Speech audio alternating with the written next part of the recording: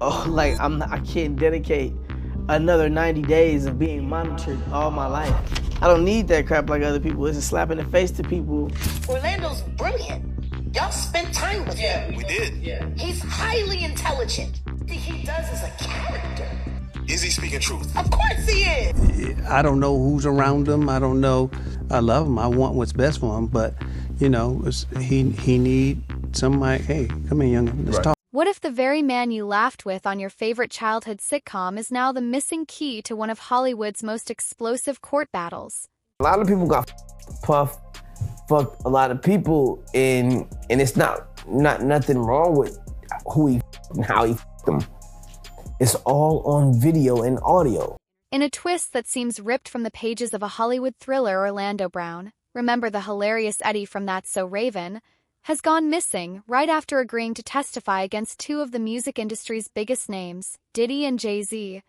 Brown, whose humor and charm once lit up primetime television, suddenly vanished, leaving a trail of questions that might just rewrite the narrative of celebrity justice. How did a star known for his quirky antics find himself at the center of such a high-stakes legal storm? And why is he suddenly nowhere to be found?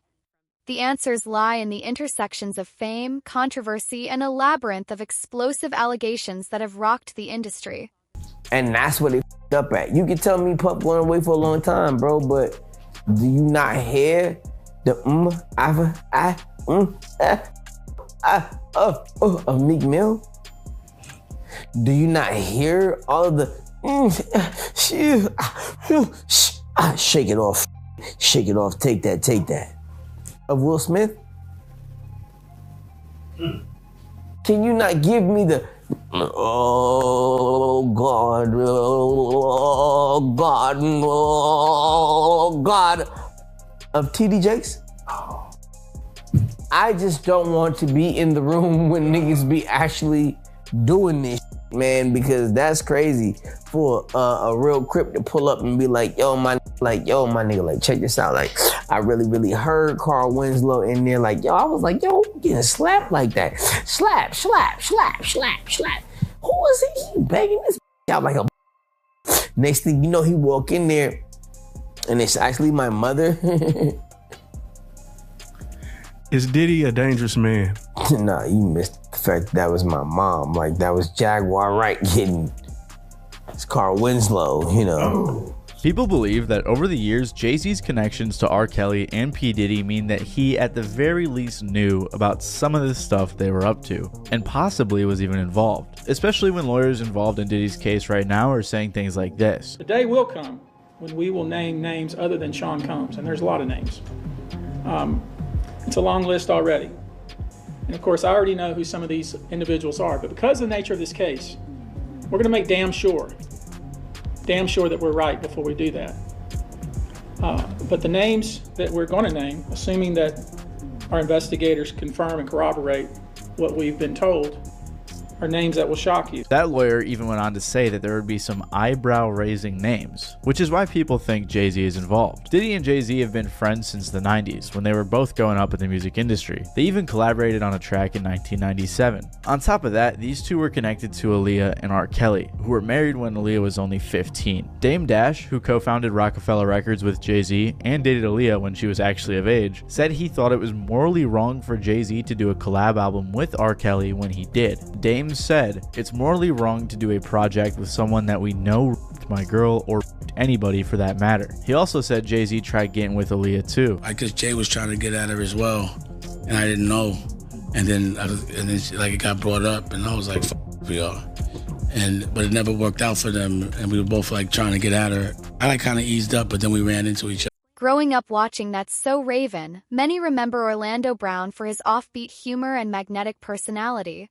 His role as Eddie, always ready with a laugh, a quick rap, or a perfectly timed remark, earned him a special place in the hearts of Disney Channel viewers from the early 2000s.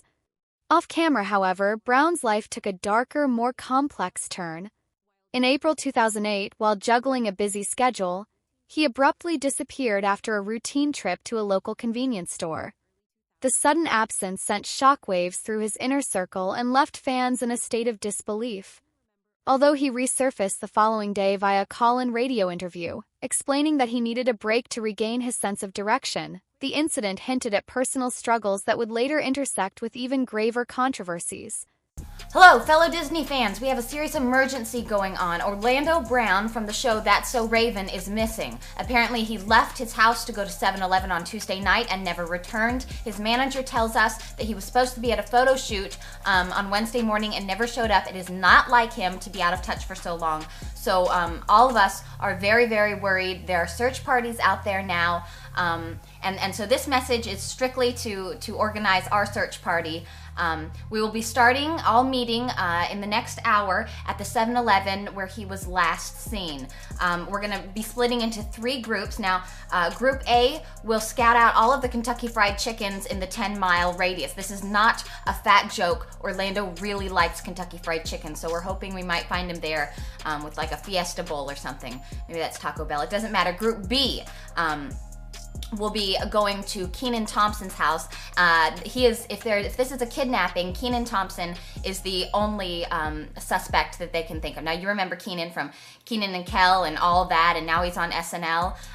Well, police say that he's a little upset. He thinks that Orlando has, stolen his big, goofy, black guy comedian style, and he may be holding him at the old Good Burger movie set. So Group B will be going there.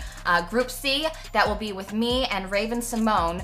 We're gonna go out, and Raven is going to try her character's psychic powers to see if she can figure out where Orlando is.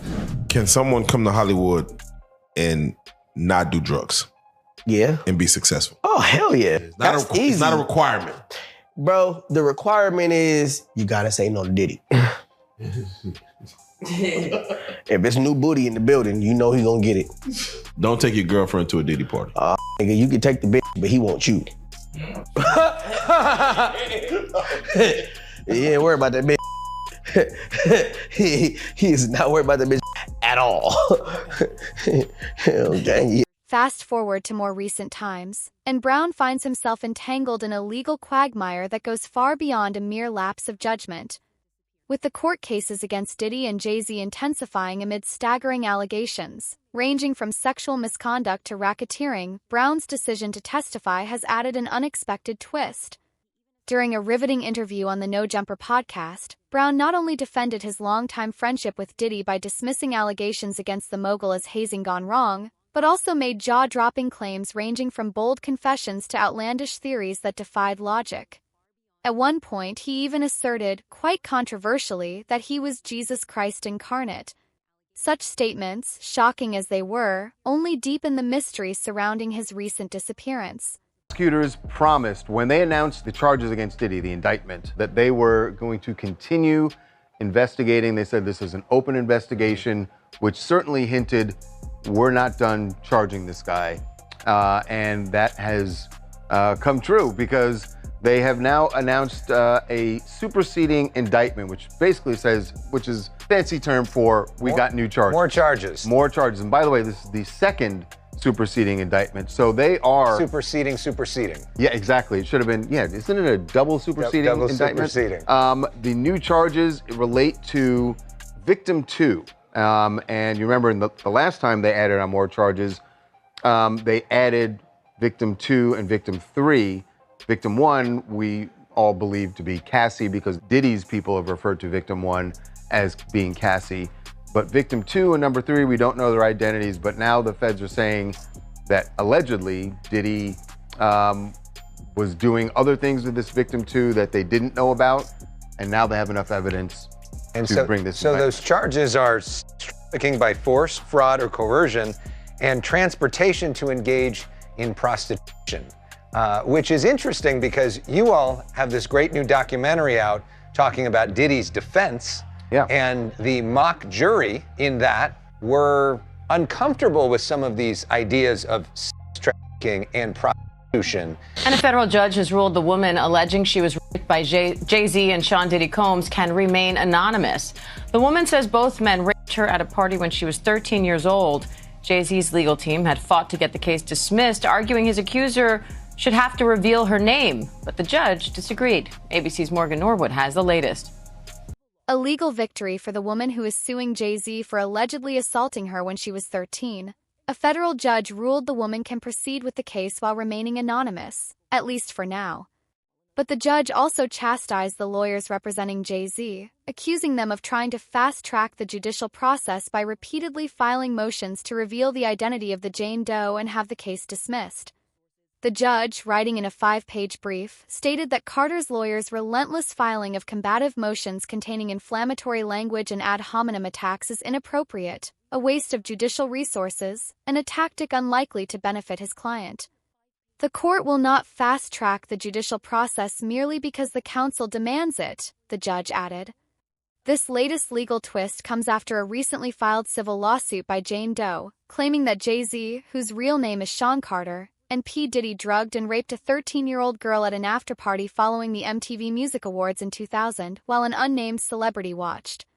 Jay-Z has vehemently denied all allegations, issuing a statement 2 weeks ago calling the suit a blackmail attempt. Diddy?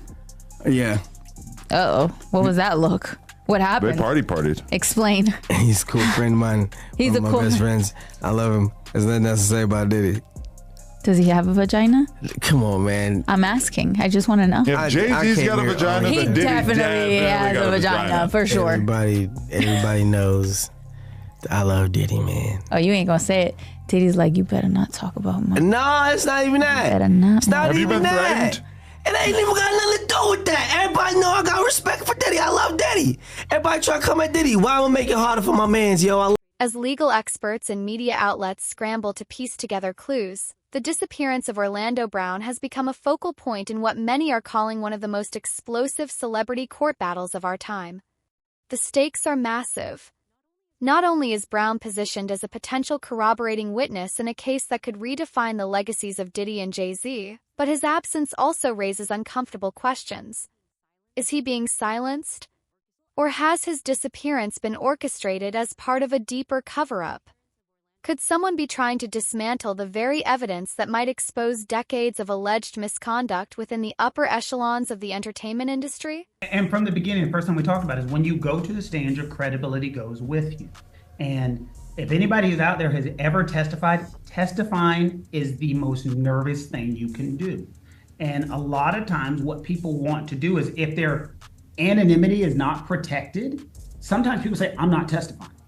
You know, I'm not putting my name out there. I don't want to be associated with this trial. And so what prosecutors try to do is say, we will limit your testimony. Nobody will know who you are. It'll just be initials, because you're trying to convince this person to testify.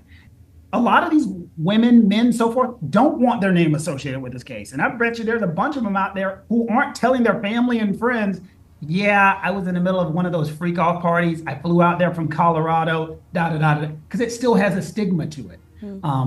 And so if I'm the defense, I want their full names. I want their full testimony. I want them on the stand. If they're going to confront anybody, and we have a confrontation clause, if you confront somebody, show yourself. What's that? Show yourself. Show yourself. You must show who you are so that I can... Consider for a moment the gravity of the situation. In March 2024, federal agents raided Diddy's properties amid allegations that the music mogul was involved in a sprawling network of criminal activity. The seizure of 96 electronic devices, and the staggering 90 terabytes of digital information recovered from just 8 of those devices, hint at an empire built on both glitter and grime. Diddy's legal struggles have been further compounded by explosive civil lawsuits and damning testimonies from former associates like Cassie Ventura, a once close confidant now poised to testify in court about alleged abuses during infamous freak-off events. With every revelation, the narrative grows more complex, and the potential repercussions more severe.